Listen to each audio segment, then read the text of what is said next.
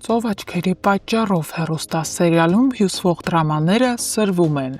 Սարոյանը բազմիցս զգուշացրել էր Արմանին, խնդրել էր հորդորել, որ ոչ մի պարագայում կապ չհաստատեր Գարիկի հետ, եւ եթե անգամ ինչ-որ բան տեղի ունենար, ապա անմիջապես իրեն տեղյակ պահեր։ Բայց որքան էլ խոսքերը բարի ու միտումնավոր լինեին, իրականությունը հաճախ լինում է ավելի խոր, քան զգուշացումը։ Արմանը ի վերջո ընկնում է իր իսկ հոր, Գարիկի ծուղակը։ Նա հայտնվում է անելանելի ու սարսափեցնող դրության մեջ։ Գարիկը բանտում գտնվելով մեծ գումարի պարտք է կուտակել, եւ այնինչ թվացել էր հեռու ու վերաբերող միայն Գարիկին, հանկարծ դառնում է իրական սպառնալիք հենց Արմանի ու նրա սիրելիի համար։ Պարտքատերերի ձեռքը հասնում է ոչ միայն բանտի ներսը, այլև դուրսը, փողոց, Արմանի դռանը։ Խուճապի մատնված Արմանը սկսում է գումար փնտրել։ Նա զանգում է իր հին ընկերներից մեկին, հուսալով, որ որևէ մեկը կկարողանա օգնել, բայց ճակատագիրը կրկին իր խաղն է խաղում։ Երբ Արմանը հեռախոսով բարձրաձայն ասում է, որ իրեն շատ մեծ գումար է անհրաժեշտ, նրա մեջքից մոտենում է Էլլան։ Աղջիկը պատահաբար լսում է այդ խոսքերը ու քարանում։ Ինչպիսին կարող են լինել այն խնդիրները, որոնց պատճառով Արմանը հայտնվել է նման վիճակում։ Արմանը տեսնելով Էլլային մի պահ քարանում է։ Նրա հոգին խառնվում է իրար։ Նա ոչինչ չէր ուզում թաքցնել, բայց չէր էլ ցանկանում ծանրաբեռնել Էլլային իր պատմությամբ, որն իրականում իրենը չէր, այլ հորինն էր։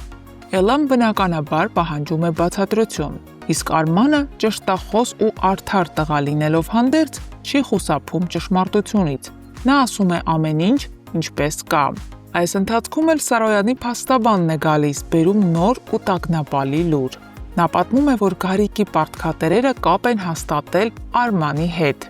ինչպես նաև ներկայացրել իրենց պահանջը։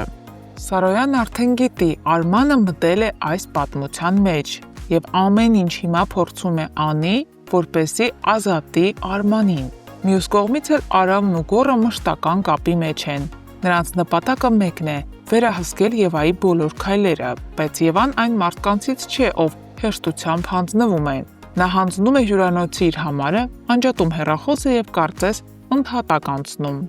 Արամն անհանգիստ է, նա զանգում է Գոռին, ասելով, որ չի կարողանում կապ հաստատել Եվայի հետ։ Գոռը լուր լսում է ու քիչ անց պատասխանում. Ես կասկածում եմ, որ գիտեմ, թե որտեղ է նա։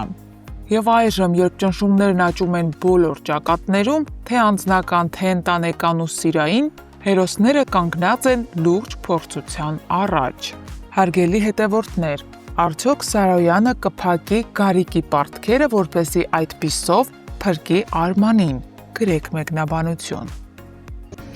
Դավայ։ Ես լավ գործընկերուհի ունեմ, չեք կարա պատկերացնեք։ Կարանք մի անգամ մենք էլ քո ստորի մեջ հայտնվենք։ Իհարկե, Արսեն ջան։ Բարև բոլորին։ Դուք հասկանում եք, ձեզ հենց նորով բարևեց։ Նոնաս update եղավ շատ արագ։ Տեքստը դարձավ փոխար։ Այս մեկի մեջ էլ կարանք հայտնվենք։ Այս մեկի մեջ էլ կարանք։ Շատում անոն քեզ, բայց դրա սորիսպանվիլի։ Այս հարցը շատ եք գրել, պատասխանեմ։ Ոչ, ես ապրում եմ Երևանում սեպտեմբեր ամսից սկսած, ու ինչ է ստացվել, որ փաստորեն միաժամանակ աշխատում եմ երկու քաղաքում՝ եւ Վանաձորում եւ Երևանում։ Ես, քանի որ թատրոնից դուրս չեմ եկել, աշխատանքից դուրս չեմ եկել, ամսվա մեջ մի քանի անգամ գնում եմ Վանաձոր, փորձ եմ անում, հաջորդ օրը խաղում ու գումարած դրան իմ հարազատներն են այնտեղ ապրում, այդ պատճառով չեմ կարող կապս կորցնել քաղաքի հետ։ Առաջին ամիսներին ավելի շատ էի գնում, ամսվա մեջ 8-9 անգամ գնում էի, ինչքան ազատ օրեր լինում, բայց հիմա մի քիչ խղճալով ինձ սահմանափակել եմ օրերի քանակը գնալու։ Մի խոսքով այդպես։ Եթե նայեք այս անկողնուն, կհասկանաք, որ չեն ավարտվել, որովհետև ես հիմա Սարայի սենյակում նստած եմ։ Ես շատ ուրախ եմ, որ այստեղ նկարահանվում եմ, բայց մի փոքր ուղղում անեմ։ Մեզ մոտ կարծում եմ չկա գլխավոր կամ երկրորդական կերպար, որովհետև զուգահեռ ներկայացվում է 3 քույրիկների ճակատագրերը։ երեքն էլ ընթանում են հավասար։ Դրա համար այստեղ դուր գալ, չգալ արտահայտությունը կարծում եմ ավելորդ է։ Ու հետո դերի չափը կապ չունի, նորմալ չի, որ դերասանը ուրախանա միայն այն փաստից, որ ինքը գլխավոր է, որովհետև օրինակ կարող ես գնալ թատրոն ներկայացում նայել, բայց քեզ մոտ տպավորվի այն մի մարդը, ով մի նախադասություն էր ասել, ու ուղղակի այնքան հետաքրքիր էր եղել, որ միայն իրեն ես հիշում, օրինակ։ Դրա համար եկեք չնայենք առաջնային կամ երկրորդականին։ Փոփոխությունն անձնականում նկատի ունեք։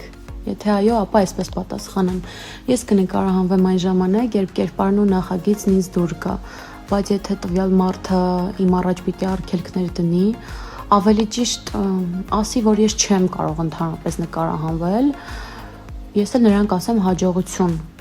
Ինչ որ վերապահումներ կարող է լինեն, միգուցե ես չեմ կարող ապագայի հետ կապված հստակ բաներ ասել, բայց որ դու քո սիրած աշխատանքով չզբաղվես միայն նրա համար, որ քո կողքի մարդը չի ուզում, կներեք, դա նորմալ չէ, դա աբսուրդ է, դա ահավոր է։ Ինչու է նա եկել ու ուզում քեզ փոխել։ Ես միգուցե շատ խորացա ձեր հարցի մեջ, բայց գիտեմ, որ անձնական նկատի ունեիք։ Եթե ինչ-որ ստանդարտներ ունի, որոնց դու չես համապատասխանում, մոլորակում այնքան մարդ կա, այնքան տեսակի, թող նրանց մեջից գտնի, բայց դուք չփոխվեք, ձեր երազանքները մի կողմ չդնեք, այս խորհուրդս էլ ձեզ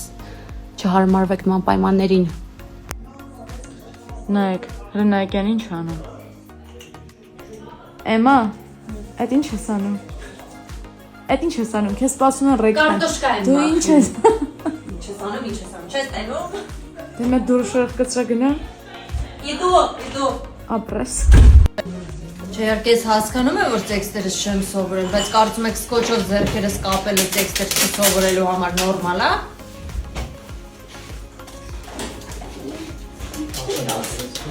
Հա, ինչ։ Վերջերս մի քանի անգամ հարցրել եմ այս մատանին ինչ է նշանակում։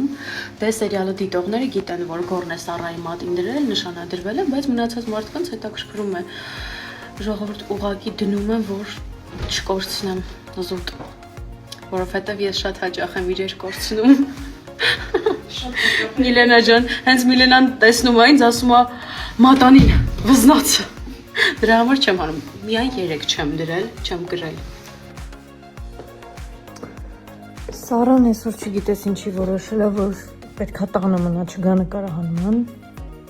Դրա համար ես բռնագրավել եմ իր սենյակը եւ այստեղ եմ զգեստափոխվելու։ Քանի որ մնացել եմ միայնակ Սառային նջարանում, որոշեցի բացահայտեմ